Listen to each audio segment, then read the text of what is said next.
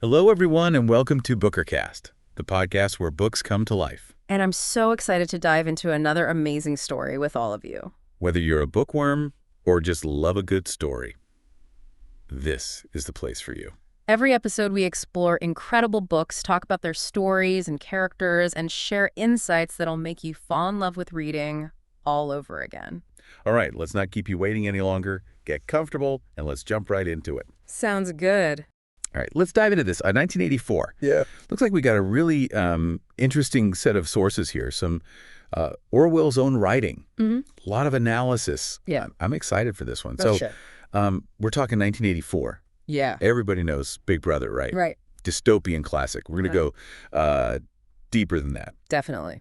So, I think it's safe to say most people have at least heard of 1984.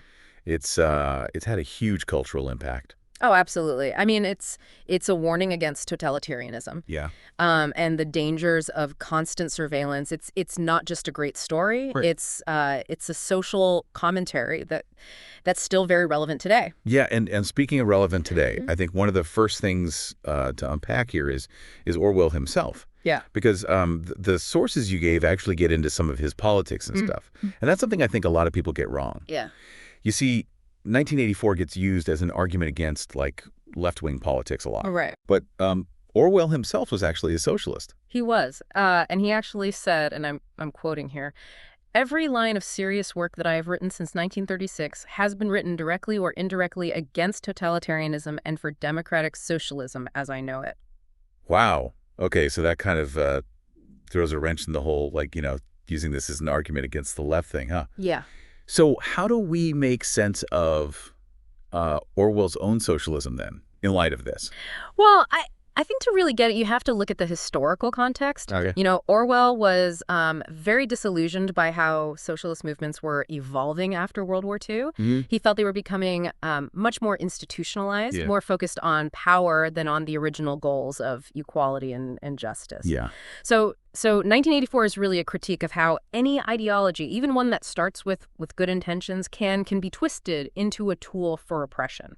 So it's not about left versus right. No. It's about power itself. Exactly. Power corrupts. Orwell saw firsthand how easily power corrupts, regardless of the ideology behind it.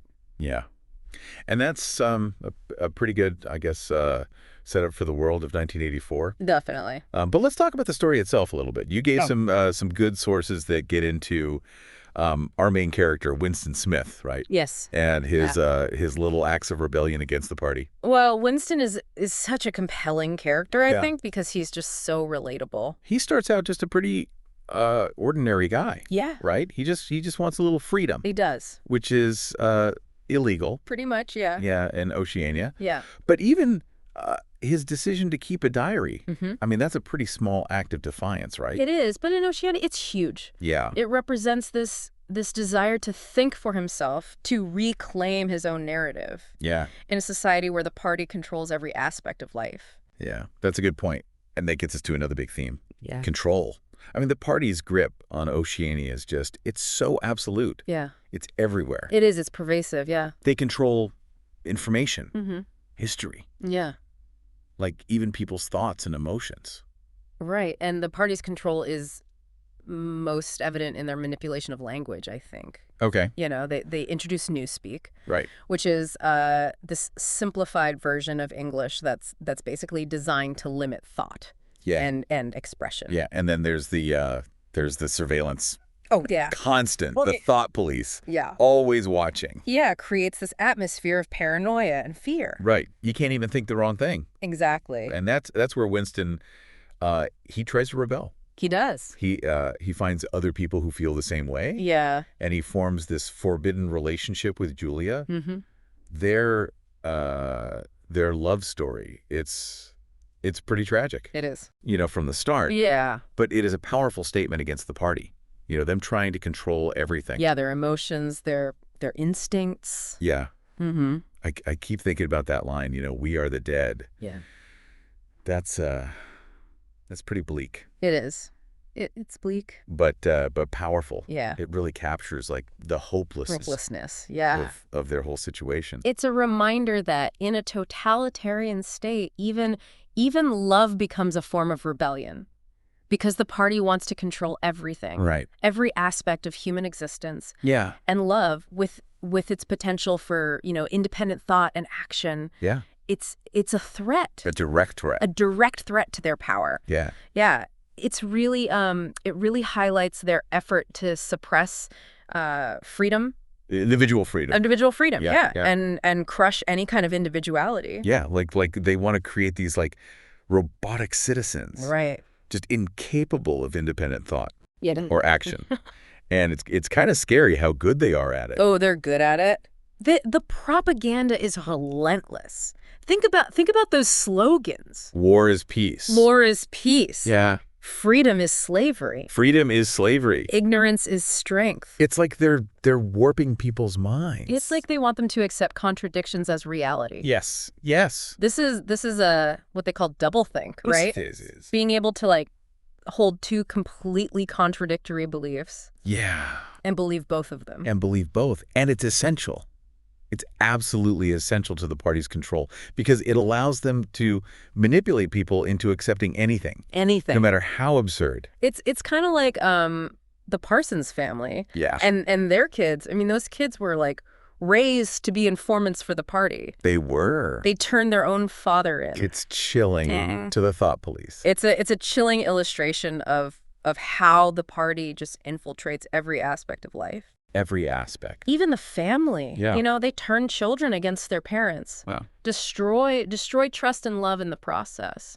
And it's all about controlling the narrative. Right. Manipulating history. Rewriting the past. Making it impossible for anyone to challenge their version of reality. So if no one remembers what happened, then the party can just say whatever. Exactly. Control the past, you control the present.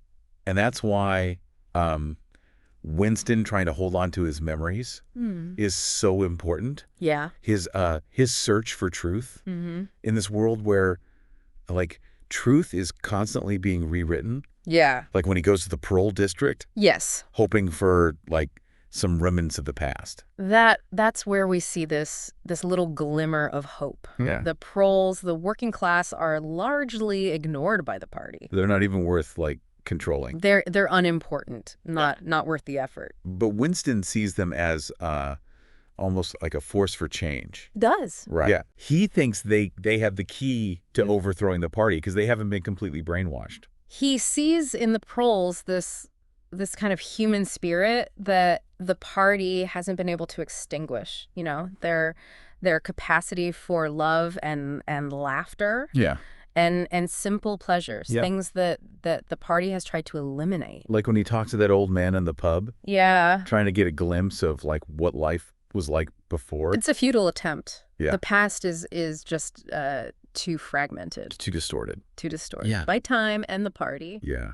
It's sad. But it shows Winston's longing for something real. Yeah. Something authentic. For all the oppression and bad stuff in 1984, there's these little like flickers of beauty. Yeah. And hope. Yeah. Like that paperweight. The paperweight. He gets from that antique shop. The paperweight is such a great example of Orwell's use of symbolism. It represents the past. A time before the party, this delicate, beautiful object reminds Winston of a world where things were different.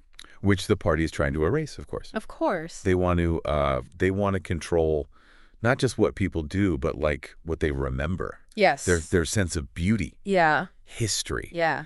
And the paperweight, just like Winston and Julia's relationship, it gets destroyed. It does. By the party. It's a reminder that even the smallest act of rebellion can be dangerous. The smallest attempt to like hold on to something real. Yeah. Beautiful. And then there's that rhyme. Oranges and lemons. Oranges and lemons. That keeps coming up. It's another great symbol. Represents this lost culture. A forgotten past. Yeah. The party's buried it. It's like a ghost. Of something real. Yeah. Human. Yeah. Speaking of things the party tries to control, Julia And her attitude towards sex is really interesting. Oh, it is. It's such a contrast to the party's whole, like, puritanical thing. Yeah, absolutely. Julia embodies this rebellious spirit. Yeah. Refuses to be tamed. Yeah. Her sexuality is an act of defiance. It's her way of asserting her individuality. Rejecting the party's control. Rejecting it, yeah. Over her body and desires. And it's almost instinctive. Yeah. With her, right? She doesn't intellectualize it like Winston does. She just lives it. She lives it, and that's what makes her so dangerous to the party. Yeah, because it's this like primal energy. Yes. They can't control. They can't control it. Of course, the party has ways of dealing with people like that. They do. Like Winston and Julia. Mm-hmm. The Ministry of Love. The Ministry of Love. With its torture chambers. Yeah. And mind-bending techniques. That's one of the most terrifying parts of the book. It is. The Ministry of Love is where the party's true nature is really revealed. It's pure psychological manipulation. Yeah. Designed to just break people. And then there's O'Brien. Fine. One of the most chilling villains, I think, in literature. Yeah. This master manipulator who just embodies the party's like cold, rational approach to power. And O'Brien is so fascinating because he's not just a sadist. Right. He believes this. Yeah. He believes in the party's ideology. Yeah. He sees the party as this necessary force for order and stability. Even if it means, crushing individual freedom. Crushing individual freedom. Yeah. His explanation of the party's goals is terrifying because he's so honest about it. He is. They just want power. Power. For the sake of power. It's not about ideology. It's not about utopia. It's about domination. Every aspect of human existence. Every aspect. Yeah. Yeah. It's pretty bleak, huh? Yeah. If a system like that can just happen, flourish, yeah, what hope is there? It's a question that I think has haunted readers for decades. Yeah. And it's why 1984 I think is still so relevant today. Yeah. Even though it was written over 75 years ago. It's a warning. It is. About power. Yeah. And how fragile freedom really is. And it's amazing how like this book has just like gotten into our language. Yeah. We've been saying like Big Brother doublethink. Yeah. This whole time. Right. It's just there. It's become part of how we think and talk about these things. Yeah. Orwell gave us the tools to identify and critique these oppressive systems. He showed us how they work, like how they manipulate language, how truth gets twisted, how they use fear to control people. Absolutely. Think about, all this talk about surveillance. Yeah. Big Brother watching. It's not just fiction anymore. No, it's real. It's the internet. Yeah. Social media, data collection. 1984 is a lens we can use to look at how technology is being used to watch us. Yeah. To control our lives. It makes you think about privacy. Yeah. Free speech. The limits of government power. Yeah. But it's not just government either, right? No. Corporations collect our data. Yeah. Algorithms shape our online experience. Yeah. Social media can be used to manipulate us. It's everywhere. Yeah. And that's why I think 1984 feels so prophetic. Yeah. Like Orwell saw where things were headed. So, the book makes a good case for critical thinking. Yeah. Right? Yeah. Question authority. Don't just believe everything you're told. Exactly. 1984 is a call to action. It's a reminder to defend our freedoms, to speak truth to power. Yes. Resist control. But, 1984 is really bleak. It is. But there's hope too. Yeah. Winston, he gets broken. But his little rebellion. Yeah. It shows that the human spirit, can't be totally crushed. I agree. There's something about Winston, at the beginning, his rebellion. Yeah. His love for Julia, that speaks to something deep in us. Yeah. The need for freedom. Yeah. For connection. Even when everything's awful, that little spark. Yeah. It's still there. It's still there. So as we wrap up this deep dive. Yeah. What's the takeaway for our listener? I think the most important thing is to remember that power wants to control us. Not just what we do, but what we think. Yeah. So the question is, how do we resist that? How do we hold on to ourselves? To our individuality, yeah. How do we make sure that we're not just like taking in information, but really engaging with the world. Yeah. That's a big question. That's a big one. That's a lot to think about. It is. 1984, it's a tough book, but it stays with you. It does. Makes you question things. Makes you think. Makes you think. And hopefully, maybe it inspires you to fight for a world where Big Brother really is just a bad It's a fictional nightmare. Yeah. And that's a wrap for today's episode of Bookercast. We hope you enjoyed diving into it as much as we did. Thank you so much for spending your time with us. Your support means the world, and we can't wait to hear your thoughts on this episode. Don't forget to subscribe, hit that like button, and share this episode with your fellow book lovers. And let us know your thoughts in the comments below. We love hearing from you. See you in the next deep dive. Bye for now, and happy reading.